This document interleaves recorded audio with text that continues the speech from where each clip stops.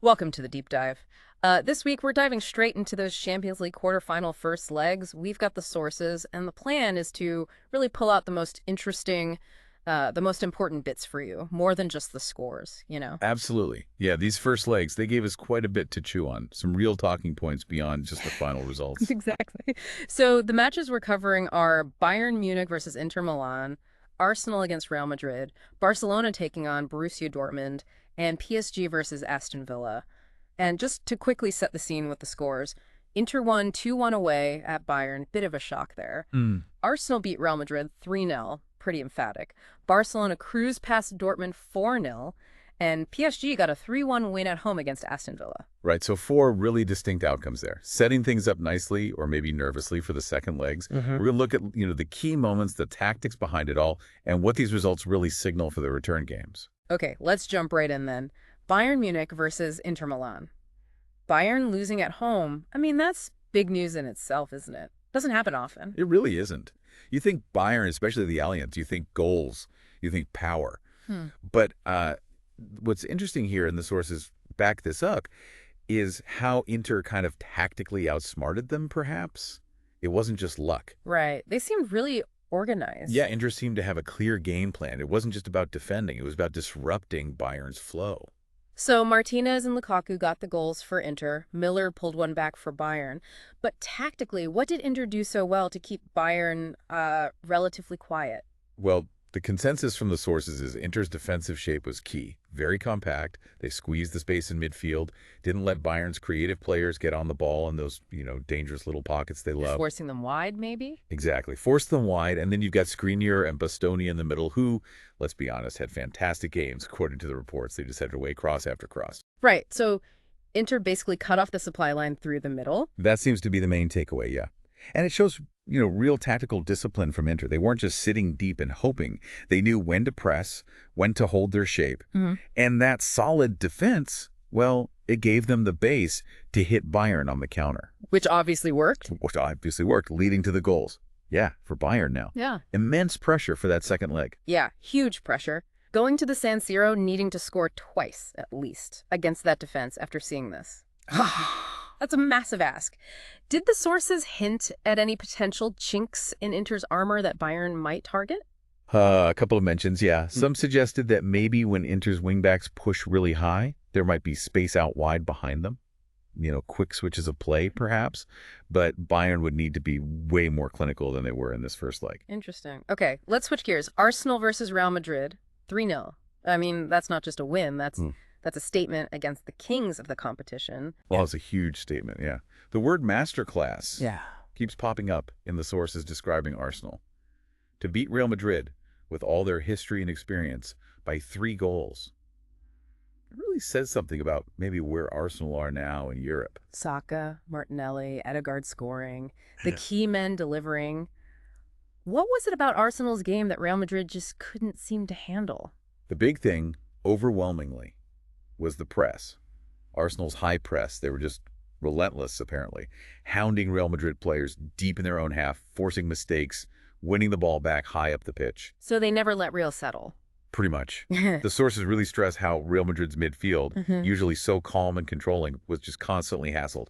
Couldn't get their foot on the ball, couldn't dictate the game like they normally do. So was Arsenal's energy just overwhelming them? That and the speed of their transitions. When they won the ball back, boom, they were off, exploiting the spaces Real Madrid left. And also, the midfield battle partem, Xhaka, mentioned specifically in several sources, they apparently dominated their opposite numbers, won the tackles, set the platform. And it sounds like the Real Madrid defense, which is usually so reliable, had an off night. A really off night, yeah. That's another key point. Reports mentioned a lack of coordination, some individual errors. They just seemed to struggle with Arsenal's pace and movement. Gave them too much room. Definitely not the solid Real defense we expect in these big games. Right. It really feels like everything just clicked for Arsenal, and Real Madrid just couldn't cope. Yeah. Does this 3-0 lead basically seal it for Arsenal, you think? Or can we expect some Bernabeu magic? Well, look, you never completely write off Real Madrid in the Champions League, do you? But a 3-goal lead, combined with how dominant Arsenal looked, how solid they were defensively, it would take something absolutely extraordinary from Real Madrid. One source did make that point. though Real Madrid have pulled rabbits out of hats before, so Arsenal still need to be switched on in the second leg. No complacency. Absolutely not. But yeah, Arsenal couldn't ask for a better position. Okay, moving on. Barcelona versus Borussia Dortmund, 4-0. If Arsenal's win was a statement, this was, well, a demolition. Yeah, demolition is a word used a lot. Utter dominance, too. It sounds like Barcelona were just on a different planet. Controlled it from start to finish. Dortmund were chasing shadows by the sounds of it. Lewandowski, Pedri, Fati scoring. What was it about Barca's attack? Was it just too fluid, too quick for Dortmund? Seems like it. The sources talk about their movement, the passing interchanges in the final third. Apparently, Dortmund's defense was just, well, disorganized was the word used. Couldn't track the runners, kept getting pulled out of shape, left huge gaps. Which Barcelona exploited ruthlessly. Exactly. Yeah. Lots of clear chances created, and behind them, the midfield was just running the show. Busquets, De Jong, Gavi. Yep, that trio. Completely boss possession, dictated the whole rhythm of the game, snuffed out any potential Dortmund counters before they even started. One source called it a midfield masterclass. Again, just suffocated Dortmund. So a total team performance from Barcelona, this 4-0. Surely the second leg is just about managing the game for them. Look, you never say never, but yeah. 4 goals down against this Barcelona at the Camp Nou. That's a mountain, even an entire mountain range. To climb for Dortmund, it would take an absolute miracle. Barca's got more than one foot in the semis, you'd have to say. Yeah, hard to argue with that. Okay, finally, PSG against Aston Villa. 3-1 for PSG at home. Was this just a case of PSG's star power being too much? Pretty much, yeah. Mbappe, Neymar, Verratti getting the goals. When your big players turn up like that, it's hard to stop. Several sources did praise Villa, though. Said they were resolute, well-organized for long spells. But PSG's quality just told in the end. Exactly. That individual brilliance they have, it can unlock any defense. They broke Villa down eventually. And Villa did get that away goal through Watkins, didn't they? That's something for them, maybe. A lifeline. Definitely. The sources acknowledge Villa fought hard, put in a spirited performance. Yeah. And yeah, Watkins' scoring shows they could hurt PSG. It gives them, a sliver of hope for the second leg at Villa Park. How do PSG look defensively? Villa clearly troubled them at least once. Reports suggest Marquinhos and Kimpembe were pretty solid overall. Experienced pairing, limited Villa's clear chances mostly. But yeah, the Watkins goal maybe showed a moment where they switched off a potential vulnerability Villa will try and exploit back home. So PSG take a 2-goal lead to Birmingham. Villa Park can be a tough place to go. Is a comeback on the cards, or do you think PSG see this through? Well, 2 goals is still a healthy lead. Yeah. Right, and with PSG's attack, Villa know they probably need to score at least twice themselves, maybe more, and keep PSG quiet.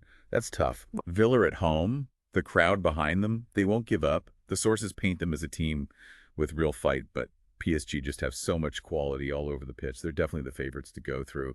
But stranger things have happened, haven't they? Villa will hope for one of those nights. Absolutely. So looking ahead then, the second legs, we've got Bayern needing a big turnaround in Milan, Real Madrid needing something truly special against Arsenal, Dortmund facing, well, almost impossible odds against Barca, and Villa dreaming of an upset against PSG. Sets it all up really nicely. It really does. These first legs have posed some big questions, haven't they? Can giants like Bayern and Real bounce back? Can the underdogs use home advantage to defy the odds? You can feel the anticipation building already for those return games. So yeah, wrapping up this deep dive on the first legs, the key things for me: Inter's tactical nous against Bayern, that was impressive. Arsenal's sheer dominance over Real Madrid, Barcelona just blowing Dortmund away. And PSG, their star quality ultimately proving decisive against a battling Villa side. Yeah, it sums it up well. Showed the unpredictability, didn't it? And definitely set the stage for some potentially classic second legs. And like you said, the big questions are hanging there. Can Bayern break down Inter? Can Real find a way past Arsenal's defense? Is there any path back for Dortmund? And can Villa Park roar Villa to an unlikely comeback against PSG?